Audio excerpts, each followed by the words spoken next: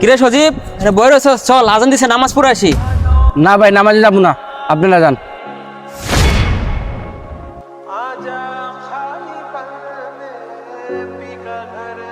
আসলে ভাই, কিছু কিছু মানুষকে নামাজের দাওয়াত দিলে তাদের মুখের দিকে চাওয়া যায় না, মনে হয় কোন জন্মের শত্রু আমরা ভাই। হ্যাঁ ঠিকই ভাই, তারা আবার নিজেদের মুসলমান দাবি করে। সজীব, তুই যে কন্টিনিউ নামাজ পড়তেছস, আল্লাহ তো অনেক খুশি হইবে। আল্লাহর বান্দা আল্লাহর পথে ফিরে আইছে। কিরে সজীব, তুই নামাজ পড়ে এলি? ভাই বাকি কন্টিনিউ নামাজ পড়তেছে এখন?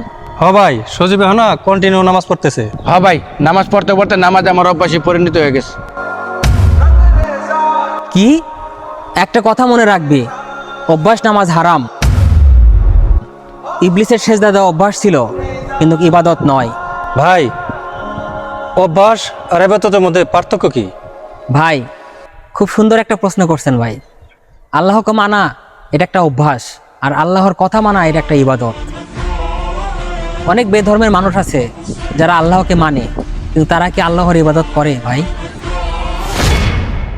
ভাই আমার কথা মনে আপনারা ঠিক মতো বুঝতে পারেন নাই। আল্লাহ পাক ইবলিসকে হুকুম করেছিল আদম আলাইহিস সালামকে সেজদা করতে, সেজদা করে নাই, কারণ তার সেজদা করা ছিল অভ্যাস, ইবাদত না। যদি তার আল্লাহর হুকুম মানার অভ্যাস থাকতো, তাহলে আল্লাহ পাক যেখানে যেখানে তার সেজদা করতে বলেছে সেখানে সেখানে সেজদা করতো। তাই নামাজকে অভ্যাসে পরিণত না করে ইবাদতে পরিণত করো।